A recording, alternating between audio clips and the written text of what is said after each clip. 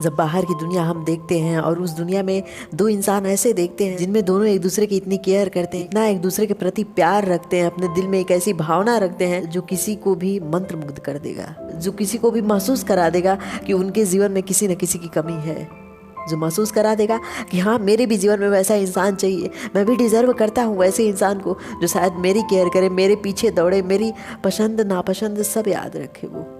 और हम जब उस इंसान को नहीं पाते हैं तो बाहर की दुनिया हमें बुरी लगती है, क्योंकि जो कमी हमारे जीवन में है वो किसी और के जीवन में पूरी हो रही है। वैसी कमी कोई महसूस नहीं कर रहा, बल्कि हमें किसी और की जीवन खुद से बेहतर लगती है। ये शब्द देखने के बाद एक इंसान सर्च करने लगता है कि उसका पार्टनर उसके पीछे पीछे कैसे दौड़े, वो क्या करे कि उसका भी पार्टनर उतना ही प्यार करे जितना उसने दुनिया में देख के आया है लोगों में जो प्यार था। वो क्या करे कि उसका साथी जो है, उसका जो साथ देने वाला है, वो भी उसकी केयर करे, वो भी इसके पीछे दौड़े और बताए क्या पसंद उसकी है क्या नापसंद है। शायद वो दुनिया के सामने रख के खुश होगा कि हाँ मेरा जो पार्टनर है वो मुझसे कितना प्यार करता है।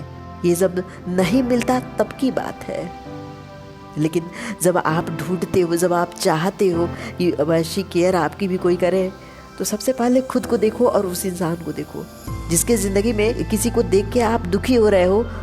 उसकी तुलना खुद से करो ना।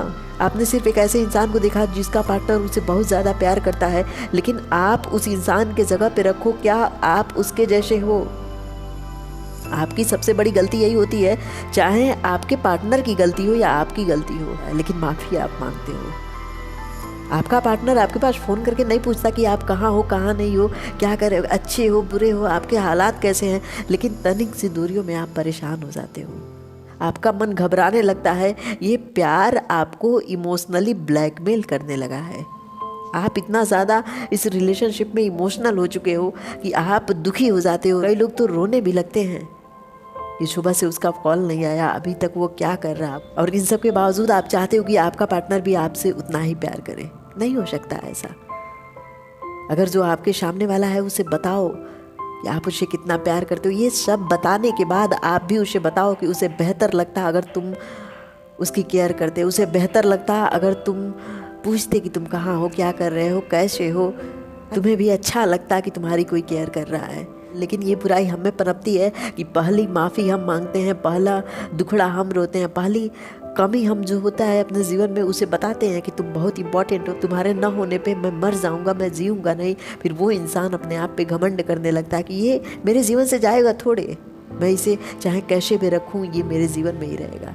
फिर उस इंसान का मन आपसे भर जाता है, फिर वो दुनिया में किसी और को ढूंढने लगता है। इस इंसान को जब चाहूँगा तब बुला लूँगा, जब चाहूँगा तब हटा दूँगा, ये तो एक गुलाम की तरह है, ये क्या करेगा, ये एक मरा हुआ इंसान है। लेकिन शायद वो इंसान नहीं जानता कि वही मरा हुआ इंसान जीवित हो जाए और हमेशा के लिए तुम्हें ठुकरा दे, फिर कहीं के नहीं रहोगे तुम। जो आपसे प्यार करता है उनकी कद्र करना सीखो, और जो आपका पार्टनर है अगर आपकी केयर नहीं करता है तो वो उसकी गलती है। बस अपने तरफ से जो करना चाहिए उन बातों का ध्यान रखो, उसकी हद से ज़्यादा केयर मत करो। हद से ज़्यादा केयर करोगे तुम्हारी वैल्यू खराब हो जाएगी। उसके पीछे पीछे भागना छोड़ दो, दौड़ना छोड़ दो, उसके जीवन में हर बार दखल देना छोड़ दो कि तुम कैसे हो, क्या कर रहे हो। छोटी छोटी बातों को छोड़ो, जो छोटी छोटी बातें तुम्हें मजबूर करती है उसके पीछे दौड़ने के लिए सबको भूलना सीखो। अपने जीवन में खुद को बिजी रखो, खुद के लाइफ को अच्छा बनाओ, खुद को प्रेरित करो अपने जीवन को बेहतर बनाने के लिए। जीवन का सबसे बड़ा लक्ष्य प्यार नहीं होता, जीवन का सबसे बड़ा लक्ष्य आपका पार्टनर नहीं है। हाँ, बस उसका आप हाथ थाम के चल सकते हो, वो आपके पीछे तभी भागेगा जब आप उसके पीछे भागना छोड़ दोगे। आप ऐसे देखो, अगर आप किसी इंसान के पीछे भाग रहे हो तो वो इंसान तो भागेगा ना, लेकिन अगर आप वहाँ पे रुक जाओ और वहाँ से उल्टे डायरेक्शन में भागो, शायद उस इंसान को अगर कमी महसूस होगी कि हाँ ये इंसान मुझे छोड़ के जा रहा है, तो कहीं ना कहीं वो मुड़ के वापस आएगा आपके पीछे। और अगर चाहते हो वो आपके पीछे भागे तो उस डायरेक्शन में मत भागो जिस डायरेक्शन में वो भाग रहा है।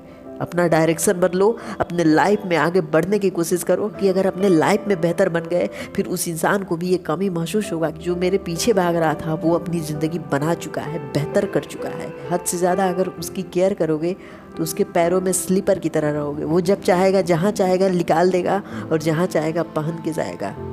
अपनी इम्पोर्टेंस समझो, आप भी इम्पोर्टेंट हो।